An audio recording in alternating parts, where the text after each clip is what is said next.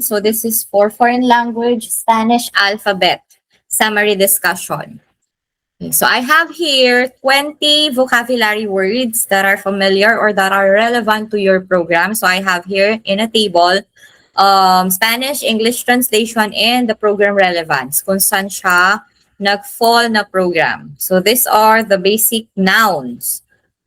So anong gagawin nyo dito? You have to write this in your notebook, practice pronouncing it, and memorize its English meaning para magamit ninyo in sentence or phrase construction. So you may repeat after me for the proper pronunciation. So let's have the first one. Uno, la tierra. La tierra. Dos, el agua. El agua. Tres, la semilla. La semilla. 4, la planta. La planta. 5, la cosecha. La cosecha. 6, el animal. 7, la vaca. 8, el cerdo. El cerdo. 9, el campo. El campo. 10, la granja. La granja. La granja. 11, el tractor. El tractor. 11. 12, la herramienta. La herramienta. Silent H. La herramienta. 13, el abono. 14, el mercado. 15, el precio. El precio. 16, la madera. La madera. 17, el riego. El riego. 18, la leche. La leche. 19, el huevo. El huevo. 20, la empresa. La empresa. Now, if you will notice the pronunciation of the numbers, sa Tagalog, nakasanayan natin na 12, 11, 13, 14, 15, 16. Kung yung spelling natin, titignan nyo sa Tagalog, iba siya sa Spanish. Like, this one. This one, 10 muna, i-6. 16. Pero kung sa Tagalog, pag in-spell natin yan, 16. Tagalog, 16. Diba? So, pagdating sa number, makikita niyo yung difference sa nakasanayan nating Tagalog or Philippine Spanish doon sa original Spanish. So, these are the 20 vocabulary words. Kindly take note of. Yan. 20. Then, let's proceed to the Spanish alphabet. So, the Spanish alphabet, based on 2010 RAE, yung CH and yung double L, they are now a separate letters of the alphabet and are considered digraph. Pero 2010 pa to. And then the one thing that we will take from this reference is the letter V. So yung letter V, standardized natin siya with UV. UV na yung pangalan na gagamitin natin. UV. So the Spanish letters that we have here on the screen, yung mga nasa parenthesis, this is just the pronunciation. Again, this is the pronunciation, not the spelling of the letter or not the name of the letter, but the pronunciation. Pronunciation lang. So the first one, you may also repeat after me, A, B, C, D, E, F, He. This one, it's a combination of K and G. So, medyo masakit sa lalamunan. He. Yung pronunciation niya. So, gawin natin siyang Philippine Spanish. He. Yun na lang, para mas madali. But the Spanish original pronunciation of letter G is a combination of K and G. K. May K sound. Then, let's continue. H. H. Pronunciation, silent H. E. E. For J, it's Jota, K, L, M, N, N, O, P, Q, R, S, T, U, U, V, W, X,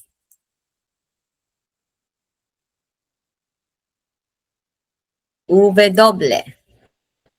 So, yung pronunciation, W. For W. And then for Y, we say it or we call it Y. Hindi siya letter Y. Y is for English alphabet Y. For Spanish, it's Y. Yung pronunciation ng pangalan nila, yun yung nasa parenthesis. And then for letter Z, Zeta. Again, yung nasa parenthesis ng alphabet natin, yan. Yan yung pronunciation ng pangalan ng alphabet. Kung sa English, we have A. Sa English, sabihin natin, for letter A, the pronunciation is A. Yan. So, ganyan din sa Spanish. Yung letter A nila, ang pronunciation is A. Pronunciation ng pangalan, A. Yan yung sample sa English. So, sa Spanish, ito naman ang pronunciation ng pangalan ng Spanish alphabet. Then we have here the Spanish alphabet chart. So, to be uniform, ito yung gagamitin natin. So, in this chart, nandito din yung pronunciation niya, yung nakalagay dito sa loob. Yan, ito. Ito natin. Okay. Ito yung pronunciation, ito yung proper spelling of the name of the Spanish alphabet. So, ito yung pangalan. Correct spelling or correct spelling of the alphabet name. So, you may also repeat after me. A, B, C, D, E, F, G, H, silent H, I, J, K, L, for double L, L, M, N, N, O, P, Q, R, S, T, U, V, W, X, Y, Z. So, saan nyo gagamitin yung proper, correct spelling ng Spanish alphabet? Siyempre, kapag mag-spell kayo ng pangalan or mag-spell kayo ng word, you have to spell it out using the name of the Spanish alphabet. Pareho lang naman siya sa English. For example, we spell apple. So, pag sinabi nating apple, pag in-spell natin yan, A, P, P, L, E. Yung sound, E. Yan. So, ganyan natin ini-spell sa English. So, sa Spanish, ganun din. Kung mag-spell tayo ng Spanish word. Kung Spanish word, for example, libro. Pag in-spell natin yan, L, E,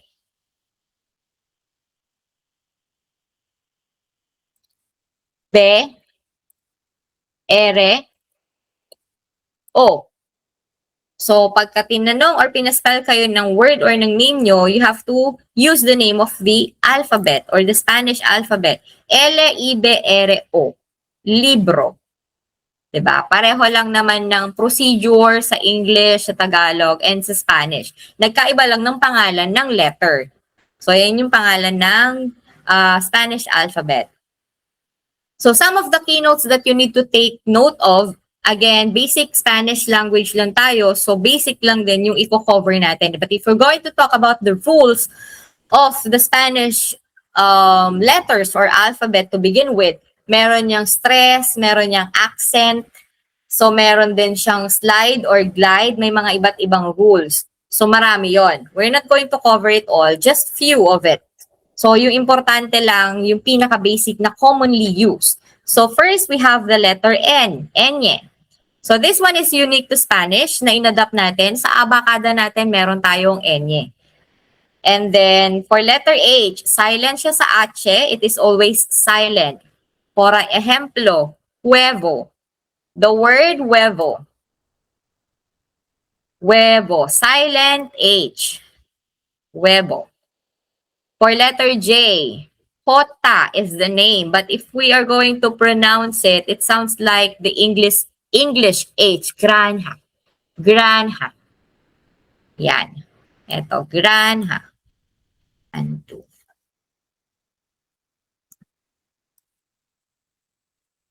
And then the double L or L usually sounds like Y. Like semilla. Semilla. Pag double Y, pag double L, Y ang pronunciation. Ito namang sa letter J, pagka pinronounce natin to, sabi it's like letter H in English, like granja. Granja. Pag pinronounce natin sa English. Then, spelling example. Pronunciation and spelling. For ejemplo, vaca. In English, cow. So, we spell it as uve. Dito nyo gagamitin yung pangalan nung letter. So, uve, a, se, a. Vaca. In English, cow. Another example, tierra, soil. So, if we're going to spell it, te, I, E, R, R, A. Tierra. Huevo, in English is egg. H, U, E, V, O.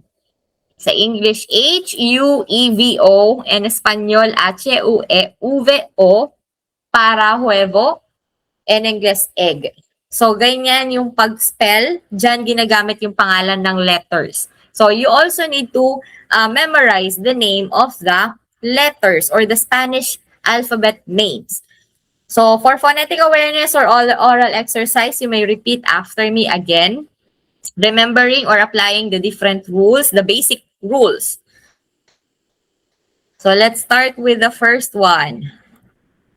Repeat after me. La herramienta. La herramienta. H is silent. La grana. La granja. This one, H. La granja. And then, la semilla. La semilla. Double L is Y. And then, la cosecha.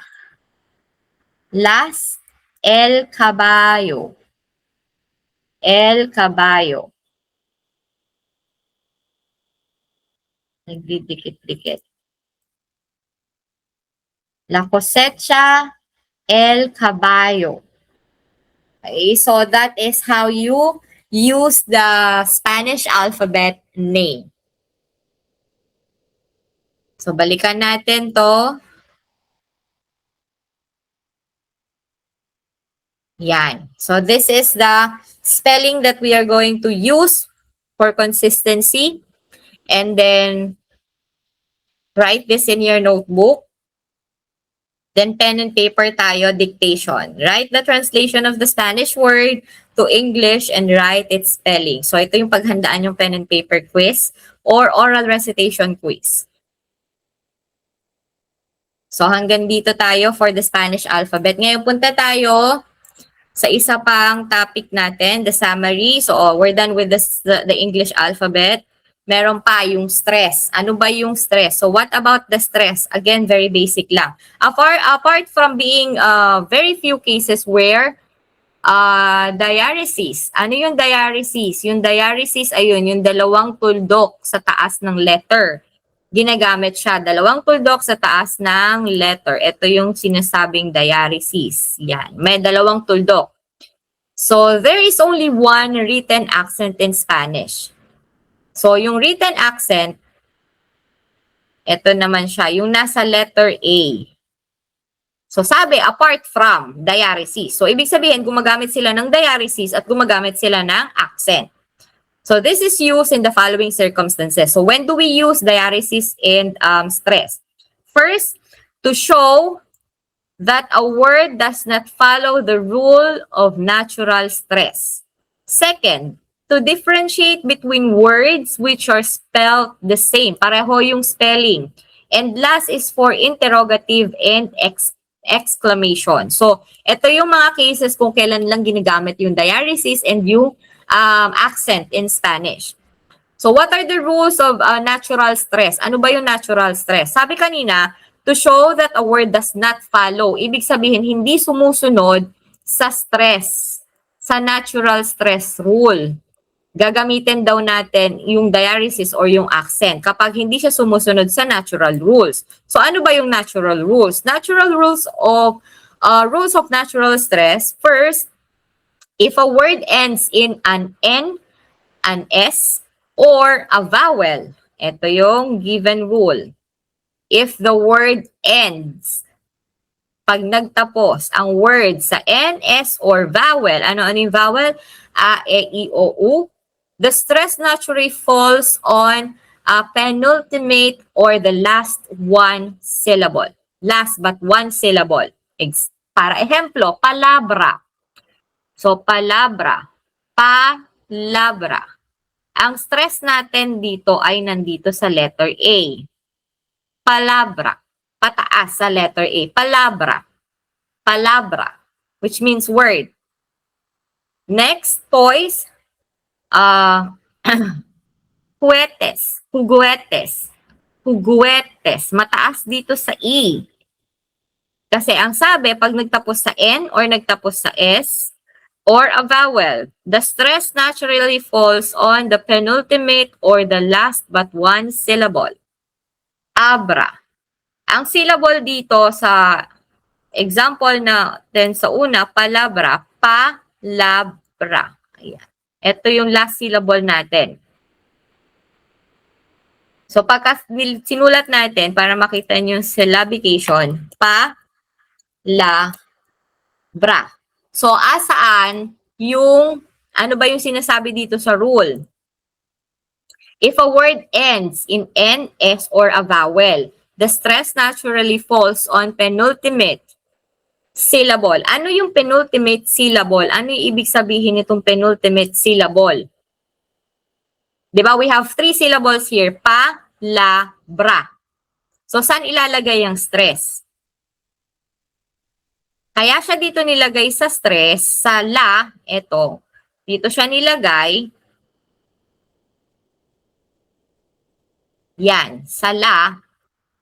Simply because, ay, nawala. Siya yung nagtapos sa A. Vowel. Diba? Dito sa BRA, wala na siyang kasunod eh. Penultimate syllable. Ito yung tinatawag na penultimate syllable at nagtapos siya sa letter A, which is vowel. So, sa kanya ang stress. Next. Compran. Compran. Dalawang syllable lang. Compran. O, alin kaya dyan yung penultimate? Siyempre, ayun, nakita niyo naman.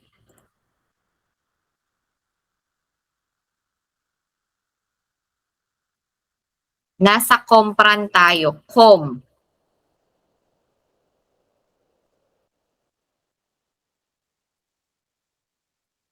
Yan.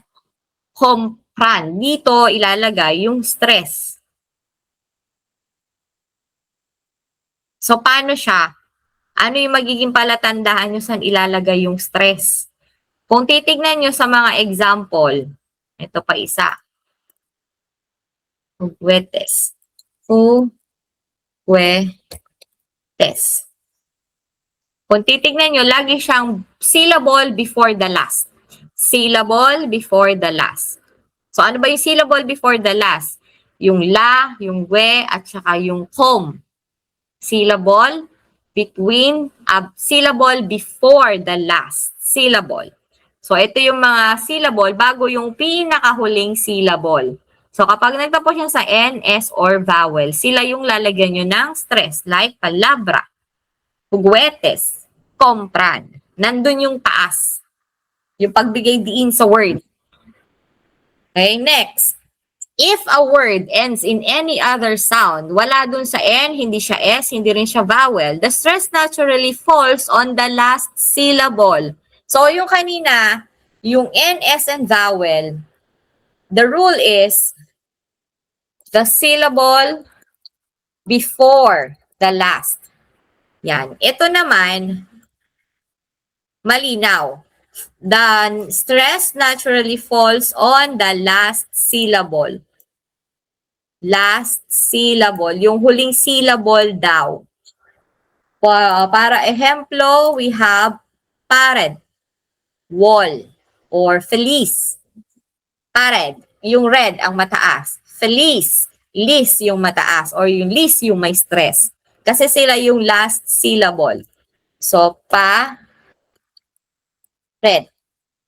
So, nandito yung nasa letter E yung syllable, yung stress. And then, lis. Kasi sila yung last syllable. Ang last syllable natin ay yung red at ang last syllable natin ay yung lis.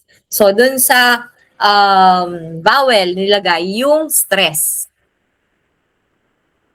And then, words that follow these rules of natural stress do not require a written accent or a stress mark. Ano yung stress mark? Yung kwet. Ito yung nasa letter A. Ito yung accent. Hindi na daw kailangan yan kapag ito yung rule, kapag nasunod yung natural stress. So, no need to write an accent on the top of the letter. But if the word is pronounced in a way that does not follow these natural rules, then you have to use the stress mark. So, stress mark must be put on the vowel in the stressed syllable. Kapag hindi sumunod, may mga words that does not follow the natural stress marking. Halimbawa, para ehemplo, lalapis. Elapis. So, ang stress nito ay nasa A. Lapis. Lapis. Nasa letter A. So, gagamit kayo ng stress mark. Yun, nasa first syllable. Next, Ingles. So, hindi nito tinitingnan kung pang ilang syllable or kung last syllable ba kasi hindi nga sila sumunod dito sa dalawang rule ng natural stress. So, kapag hindi sumunod sa natural stress rule, lalagyan nyo ng accent mark or stress mark yung vowel kung saan man nakalagay yung stress. Okay? So, some words require a stress mark in singular but not in plural. So, ito pa. Some word requires a stress mark in singular form but not in plural form. Since by making the word plural, it now ends in S, resulting in the natural stress. So, now falling on the appropriate syllable. Para ehemplo, Ingles. So, Ingleses, wala na yung stress mark or yung accent mark. Hindi na siya nilalagay pag plural. Kasi nga, mababiolate or magiging kapareho siya ng nasa natural stress rule. Mag-e-end na rin siya sa S. So, malilito. Kaya, pagdating sa plural form ng singular word, hindi na siya nilalagay or hindi na ina-apply yung stress mark, yung guhit sa taas ng letter. So the situation outlined above is fairly straightforward, but when two or more vowels occur together in a word, you will need to understand the rules about diphthongs in order to work out the stress, yung paglalagay ng stress. So medyo complicated yung diphthong. This one, vowels are divided into strong and weak vowels. So we have strong and weak vowels. So a, e, and o are considered as strong vowels. Take note of this. And u and u and e are considered as weak vowel. So weak vowel ang u and a, I or e. So when a weak vowel occurs together with another vowel, they form diphthongs. Ito yung mga I, O, E natin sa Tagalog. So meron din sa Spanish niyan. So if the weak vowel is next to a strong vowel, so this is the condition. Again, the condition is if the weak vowel is next to a strong vowel, the stress falls on the strong vowel. Kapag daw magkasama or magkasunuran ang weak at ang strong vowel, you have to put the stress on the strong vowel. Para ejemplo, piedra, which means strong. So, 2 syllables siya, piedra. If both vowels are weak, ano ba yung vowels na meron tayo? We have E, we have I, E. We have a weak and a strong vowel, piedra. If both vowels are weak, the stress falls on the second vowel in the diphthong. Para ejemplo, viuda. Viuda. So, viuda. Nandun yung stress. Nasa letter U. Bakit? Kasi magkasunuran yung I and U. Yung I is a weak vowel and yung U ay weak vowel din. Parehong weak. If both are weak vowels. O, yung kanina naman natin, yung I is a weak vowel and yung E is a strong vowel. Magkasunuran naman yung weak and strong vowel. Then, if, however, two strong vowels occur together, ito naman, the condition is two strong vowels occur together, they form two separate syllables. Okay, para ejemplo, ateo, atheist. The 3 syllable, it becomes ateo. Hindi siya, ito, you have to remember this, kasi kung titignan nyo, pagka hindi nyo alam yung rules when it comes to strong and weak vowel, ang iisipin yung syllabication ng word is ateo. But since magkasunod ang E at O, pareho silang strong vowel, kailangan silang paghiwalayin sa Spanish syllabication. A-te-o. Kasi pareho silang strong eh. So, 3 syllables yan. Kung hindi alam ang rule, iisipin nyo na ito yan. Ateo, 2 syllables lang. But in the correct one, kapag 2 strong vowel ang magkasunod like E and O, ateo, 3 syllable ang mabubuo. So ito yung rules pagdating sa stressing out the word or the letter sa nilalagay ang stress. Another, differentiating between words. Differentiating between words. So sometimes stress marks are used to differentiate between two words that are spelled and pronounced in exactly the same way. So saan pa ginagamit yung stress mark? Ano-ano pa yung gamit ng stress mark? So kapag ka daw yung parehong salita, same spelling, magkaiba ng pronunciation. Para ejemplo, L. L is the definite pronoun, determiner rather. So pwede din siyang pronoun na he. So, parehong L. Parehong spelling ng L. So, you have to stress one. So, ang ini-stress or ang nilalagyan ng stress ay yung he. L. L. Andun ang stress sa E. L. And then C, when we want to say yes. And C is also for conditional like if. Conditional sentences. And then yung to, your, and then to na may stress to you.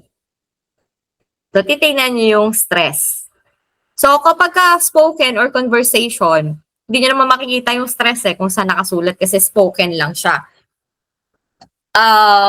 the practical way is to base it on the sentence or base it on the context. Ano ba yung pinag-uusapan nyo?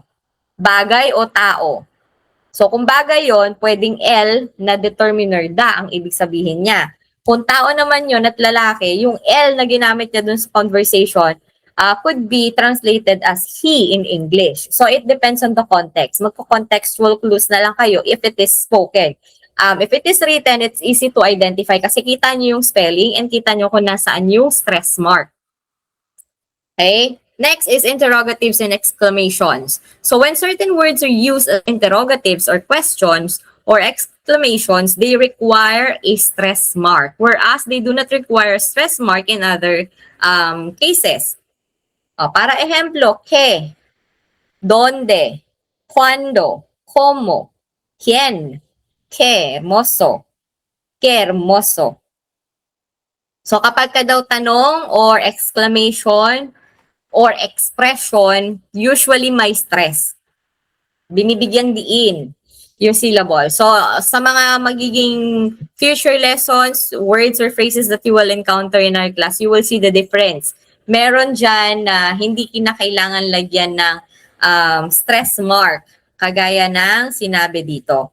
So, they do not require stress mark in other circumstances. But for now, yung stress mark, ginagamit siya sa mga interrogative and exclamation words pag siya ay ginamit as a question mark or as a question word.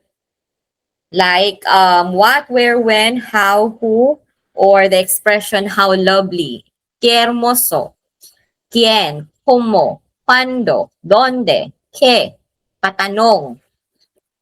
So ano pa yung pinagagamitan ng stress mark?